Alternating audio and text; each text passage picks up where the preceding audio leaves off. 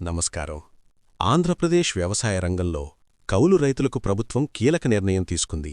సొంత భూమి లేకపోయినా ఇతరుల భూమిని కౌలుకు తీసుకుని సాగు చేసే రైతులకు బ్యాంకుల ద్వారా వేల కోట్ల రూపాయల రుణాలు మంజూరయ్యాయి.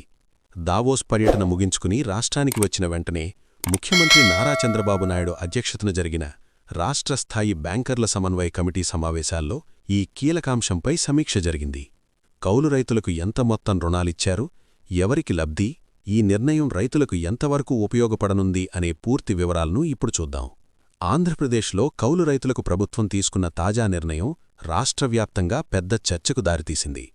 సొంత భూమి లేకుండా ఇతరుల భూమిని కౌలుకు తీసుకుని వ్యవసాయం చేస్తున్న రైతులకు ఇప్పటివరకు బ్యాంకుల నుంచి రుణాలు రావడం చాలా కష్టంగా ఉండేది. ఈ పరిస్థితిని మార్చాలనే ఉద్దేశంతో ప్రభుత్వం చర్యలు చేపట్టింది. దావోస్ పర్యటన ముగించుకుని స్వదేశానికి వచ్చిన వెంటనే ముఖ్యమంత్రి నారా చంద్రబాబు నాయుడు అమరావతిలోని సచివాలయంలో జరిగిన 233, 234వ రాష్ట్రస్థాయి బ్యాంకర్ల సమన్వయ కమిటీ సమావేశాలకు అధ్యక్షత వహించారు. ఈ సమావేశాల్లో ముఖ్యంగా కౌలు రైతులు ఎదుర్కొంటున్న సమస్యలపై లోతైన సమీక్ష జరిగింది. అధికారుల వివరాల ప్రకారం ఆంధ్రప్రదేశ్ రాష్ట్రంలో వ్యవసాయం మరియు అనుబంధ రంగాలకు ఇప్పటివరకు 2.96 లక్షల కోట్లకు పైగా బ్యాంకు రుణాలు మంజూరయ్యాయి. ఇందులో సొంత భూమిలేని కౌలు రైతులకు ప్రత్యేకంగా 1.490 కోట్ల మేర వ్యవసాయ రుణాలు బ్యాంకులు మంజూరు చేసినట్లు వెల్లడించారు.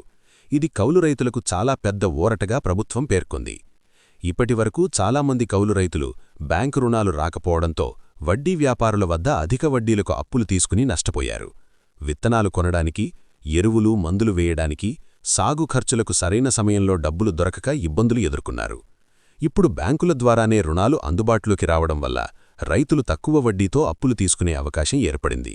దీంతో సాగు ఖర్చులు తగ్గి ఆదాయం పెరిగే అవకాశం ఉందని ప్రభుత్వం భావిస్తోంది.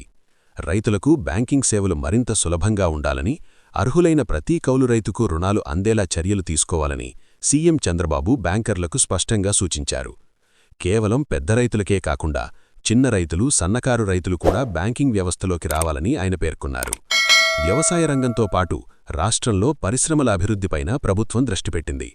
చిన్న, సూక్ష్మ, మధ్యతరహా పరిశ్రమలకు బ్యాంకులు రూ. 95,714 కోట్ల మేర రుణాలు మంజూరు చేసినట్లు సమావేశాల్లో వెల్లడైంది. దీనివల్ల గ్రామీణ ప్రాంతాల్లో ఉపాధి అవకాశాలు పెరుగుతాయని, రైతుల కుటుంబ సభ్యులకు అదనపు ఆదాయం వచ్చే అవకాశాలు ఏర్పడతాయని ప్రభుత్వం చెబుతోంది. అలాగే రాజధాని అమరావతిని ఫైనాన్షియల్ హబ్గా అభివృద్ధి చేసే దిశగా కూడా ఈ సమావేశాల్లో చర్చ జరిగింది. అమరావతిలో సెంట్రల్ బిజినెస్ డిస్ట్రిక్ట్ ఏర్పాటు, పెట్టుబడులు ఆకర్షించడం, ఫైనాన్షియల్ ఇన్స్టిట్యూషన్ల భాగస్వామ్యం వంటి అంశాలపై బ్యాంకులు కీలక పాత్ర పోషించాలని సీఎం కోరారు. అంతేకాకుండా ఏపీ టీఐడీసీఓ రుణాలు, డ్వాక్రా సంఘాల బ్యాంక్ లింకేజీ, మహిళా స్వయం సహాయక సంఘాలకు రుణాలు, కేంద్ర ప్రభుత్వ పథకాల అమలు, యువత కోసం స్టార్టప్లకు ఆర్థిక సహాయం వంటి అంశాలపై కూడా సమీక్ష జరిగింది. మొత్తం మీద కౌలు రైతులకు రుణాల ప్రాప్యత పెరగడం, వ్యవసాయ రంగం బలోపేతం కావడం, గ్రామీణ ఆర్థిక వ్యవస్థకు బలం చేకూరడం లక్ష్యంగా ప్రభుత్వం ఈ నిర్ణయాలు తీసుకున్నట్లు స్పష్టం చేసింది.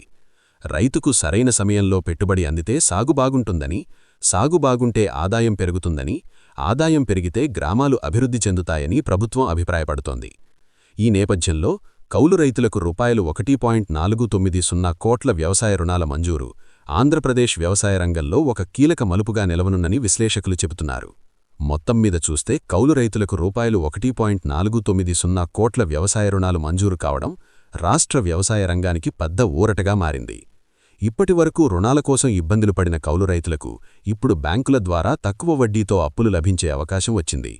వ్యవసాయం బలోపేతం కావడం, గ్రామీణ ఆర్థిక వ్యవస్థకు బలం చేకూరడం లక్ష్యంగా ప్రభుత్వం ఈ నిర్ణయాలు తీసుకున్నట్లు స్పష్టం చేసింది. ఇలాంటి రైతులకు ఉపయోగపడే తాజా ప్రభుత్వ పథకాలు, బ్రేకింగ్ న్యూస్, కీలక అప్డేట్స్ వెంటనే తెలుసుకోవాలంటే మా యూట్యూబ్ ఛానల్ను ఇప్పుడే సబ్స్క్రైబ్ చేయండి.